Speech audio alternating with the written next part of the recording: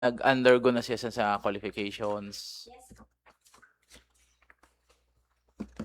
May at Meron na po kami sa semester board. Kay Dr. So far, Dr. po, as of this, nag-travel po siya sa India. Kaya po siya ngayon.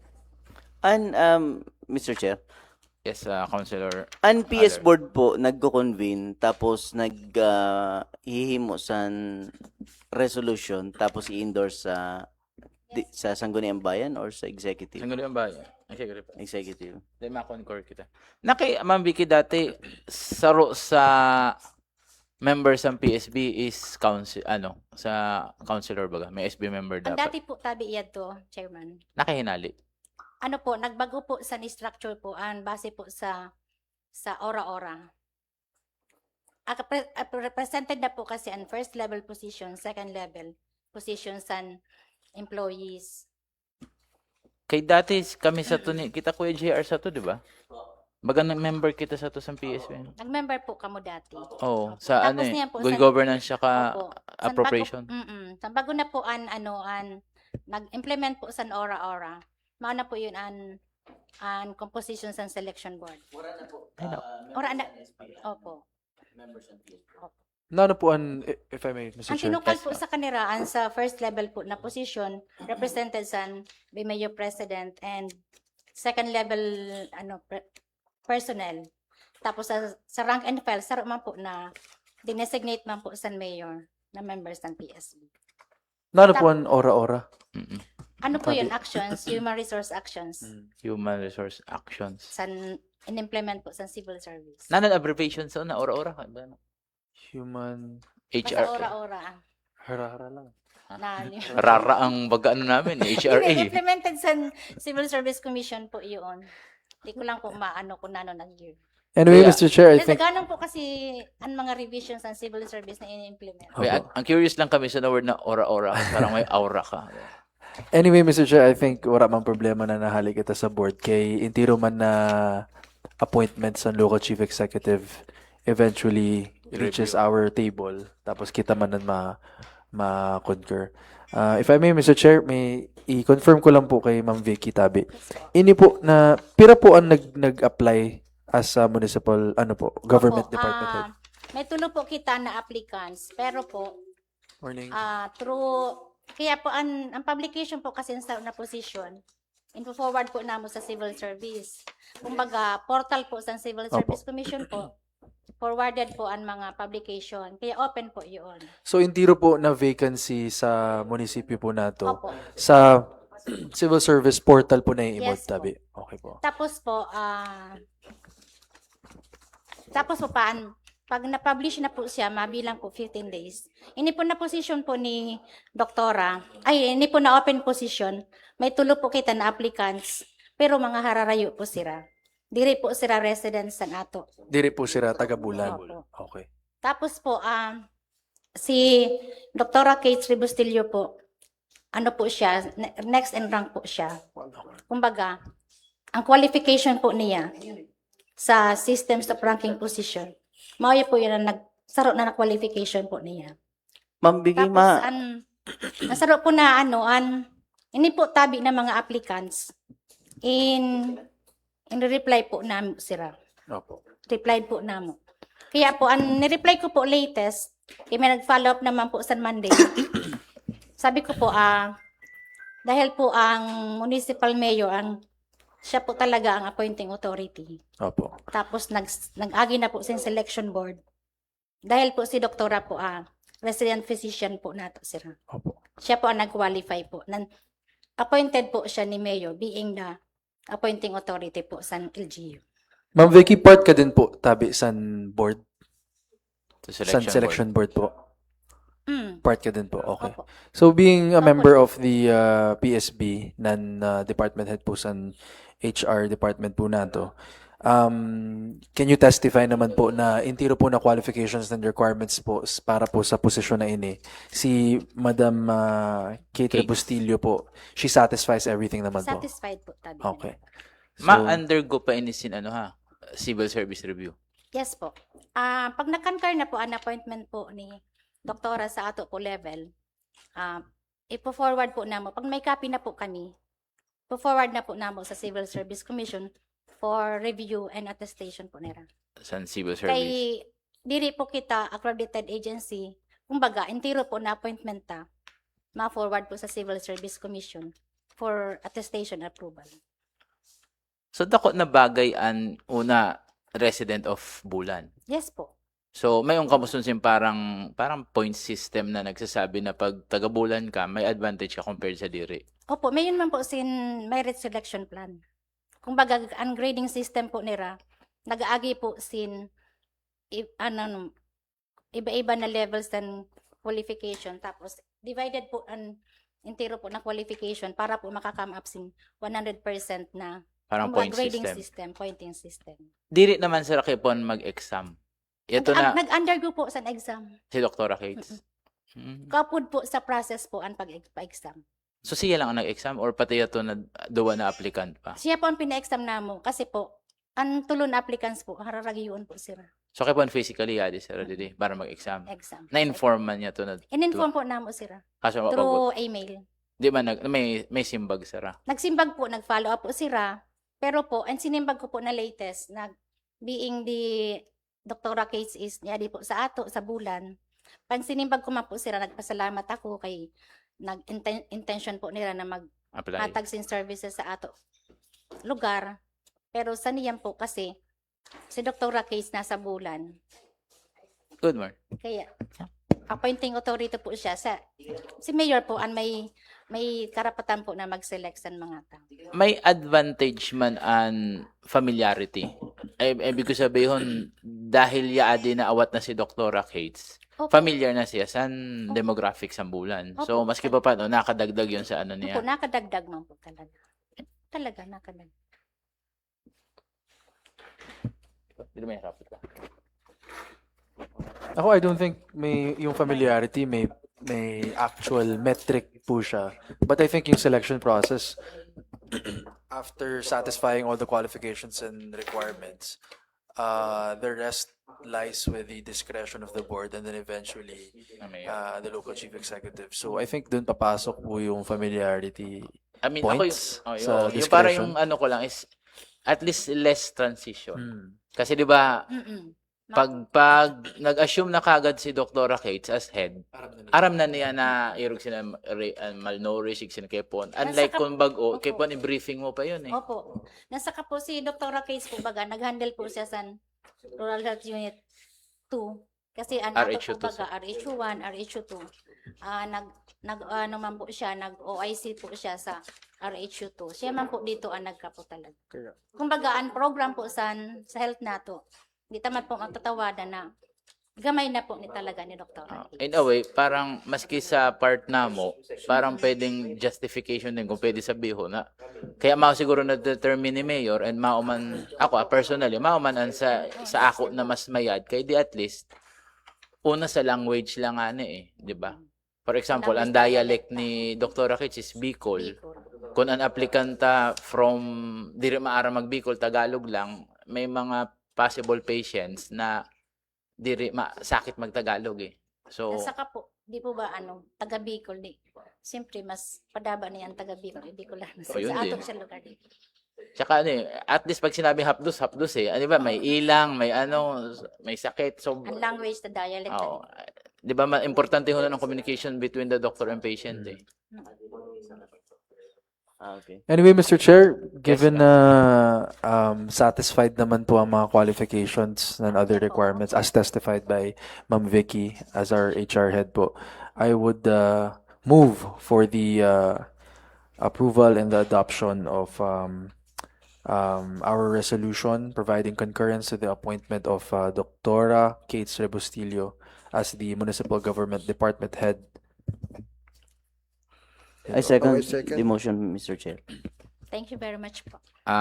Resolution concurring to the appointment of Dr. Kates L. Bustillo as Municipal Government Department Head 1 is hereby approved, moved by Councilor Dandinguelas and seconded by Danding Corsiga, Attorney Danding Corsiga, and seconded by all of the members of the Committee on Good Governance. Thank you po.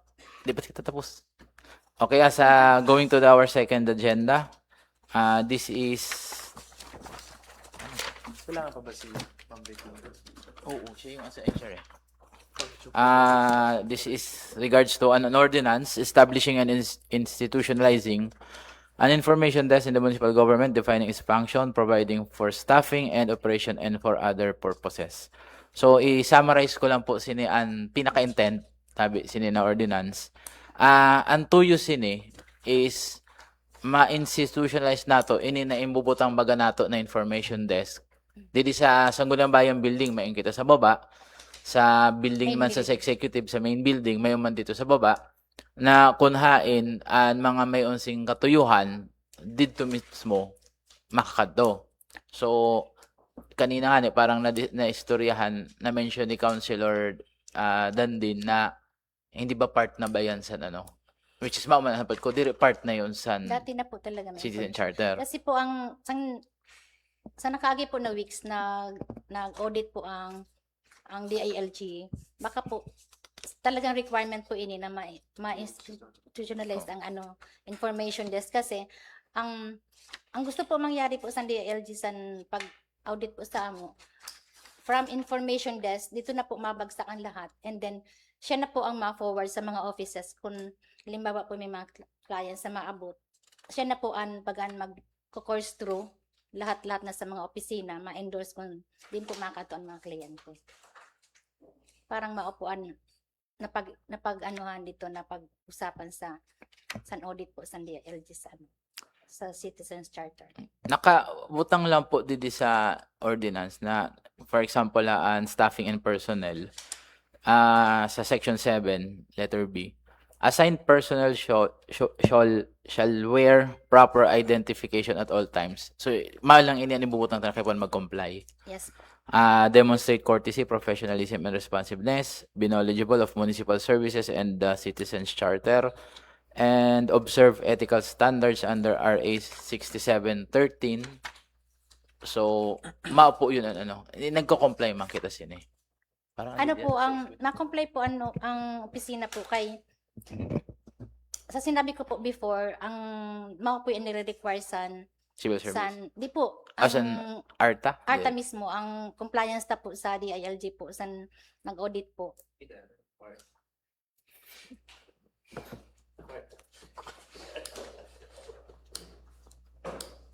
So, maumal lang po sinan mauya din nakabutang Actually, sa section 11, monitoring compliance, letter B, records and reports of the helpless may be utilized for compliance with ARTA inspection, Yes. civil service monitoring, and DILG performance assessments, including the SGLG. Yes po. So, maano yung Requirement po siya talaga. So, Mr. Chair, to clarify, Tabi, initabi na ordinansa, kumbaga, mayon naman po talaga kitang existing na information desk. So, we just need to institutionalize it para po, for purposes of complying with the requirements or mandate of the national law. Yes po. Okay. So, para may napapaimod kita na papeles siguro, ha? Parang Pero, Mr. Chair, wait lang po. Wala po ba kita existing na ordinance related po sa di? Kasi baka po wala talaga. Ang aram ko po, ang puro office order. Office order na i-assign po ta personal dito sa information desk. Pero po, ang nire-require po sa ato na talagang kompleto na siya. I mean, siya na po ang mag-endorse sa mga opisina, may recording na talaga. Nabagan proper na siya na po ang, sabi mo nga po, kumbaga, assign ta talaga is maunang pinaka-trabaho niya. information desk. Opo. I think, Mr. Chair, the question as to the existence of prior ordinance relating to this po could be best answered by us, Sangguniang Bayan. So, Wala pa. since na-mention nyo naman po, Donks, na in-endorse po ini sa imo ni SP Secretary. SB Secretary, di po ba si... Nasa travel. Although, ito na mention ni Ate Vicky na nagkanhididit pirang weeks ago, iniimod na raan compliance. Compliance na po. Parehas po yun sa nangyari sa to na ito na sa mga inano nato, ang supporting sa DOH, supporting ang sa salt, ang sa kay puan iodized salt. So, may unsin na imod ang DILG na o dapat nagko-comply ka mo sini. Talaga pong may requirements. Talaga May requirements compliance na dapat dito. Parang ano yun, no-audit kita. Nag-audit So, po talaga. oh, Kasi dili kay nag-audit. parang in-audit talaga. So, Nag-audit po talaga ang DILG po. so in a way, pasado man kita kay may una Yes kita po. sininihimo na information desk. Ang problema lang kay pag inimod na siguro sa DILG na Ang mga legal basis siguro kung legal may basis, concern kita. nano ba talaga ang dapat, sino ba talaga ang nakatindog doon? Kay kon nakabutang lang na office order lang, maski sino dili mao. Kaya ani nakabutang dili na kung pwede permanent position an i-assign nato para at least may knowledge siya sa transactions sa offices. gobyerno. Na for example, may mahapot, aram niya kung di Opo. tutukdo. Siya na po ang ma-endorse. Talagang, siguro po, kayo po ang orientation po sa i-assign po na personnel doon Oo. para po Kasi magamay ni entero po na kasi required na maghatag siya sin reporting Yes po. Okay, for example Tapos- ngaya, pag mag-ayo na sa mag-audit naman ang DILG, ang ARTA, Art Commission. ang dirama o ang civil service o nano ang mga for kumbaga Compliance data po gathering sa na ra. Nano ang mga transactions di nanong commonly Opo. yung kakaratusan mga tao. Dapat po So mga Tama pinakaming kasi purpose sinlog sinina ordinance. So, ang ibig po sabihin, Mr. Chair, pag na-implement po ini, may mga changes din na kaipuhan himuon ng LGU. Mm. For Siguro example minimal po, changes lang po, kaya an lang. information desk po ba natin, sino po ang nakabutang? Permanent or JO lang po? Di sa SBC no. Parang Sira Kuya, ano diba? Scarlett, permanent. Tsaka si Eren, Eden, oh. Permanent man yun. Ang sa layo po. permanent man po. Permanent din po. Mr. Glomar. Okay. Permanent position. ang problema lang sa niyan kaya baka kulang pa sa knowledge na assign nato with regard sa mga transactions Although si Arnel Aramco very ano na siya Opo. Awat na po dito sa Awat na didi sa ato is kay kung irugso na yung mga recordings na kay po recording. Mao na po nire-require po talaga. retrain sa Mr. ano. Chair, ang plantilla item po nila, di rin man talaga designated para doon. Parang, ano lang sila, Mga designate, permanent position po. permanent position, pero Opo. designated lang sila Opo. doon po sa ano. Designation po. Ah. parang office order. Bagan additional Wara po, san, designation. wara sin talagang item na para Para doon ba? po. Ang gagamitin doon existing lang para di Opo. kita mag-create. Mao. Kaya kung mabutang kita sin parang information desk officer, ma-create kita son sin item na naman. Pero hindi po ba magiging problematic yun since parang may naimod ako dito sa ordinance saying na kung sino po ang madedesignate dito, dapat po kunta, maulang ang trabaho niya. Section 7. Seven. Letter C. Letter C. Personnel assigned to the help desk shall not be burdened with unrelated duties while performing frontline assistance functions. So, si Glomar, ano niya, Yes, main po. function niya. Opo. Ang problema lang namo, andi di sa Sangguniang Bayan, office. Although, Parang kung may office order na po ang hinimo po sa duwa. SB ba talaga? Understand SB ba talaga yun dun sa information desk o diri dapat sa AO? Sa HR? Kasi diri man lang SB ang nag-office didi. Yun man bagaan engineering Engineering. Pero And- po sa niyan po baga SB building ang Ang gahoy. Oh, SB building, parang Sangunang Bayan building. under siya sa ano. Bagan ang pinaka sadya din kaya sini is, for example, diri intiro na office may information desk. Ang GSO wara. Opo, ang information desk sa building po sa Sa sod nga sa building. Opo. So, ano ibig sabihin? Ang mga coverage dapat sa na information desk, diri lang limited, didi sa building na ini. yes po. For example, ngaya, yun na sa main building, may makada, hain tabi di din sa Bureau of Fire, hain tabi di din sa ano. So, maon coverage niya. So, maon man di sa Sangguniang Bayan building na pag may mahapot di, minsan kaya may naghahapot man di sa mo, din tabi di mabayad sin amilyar.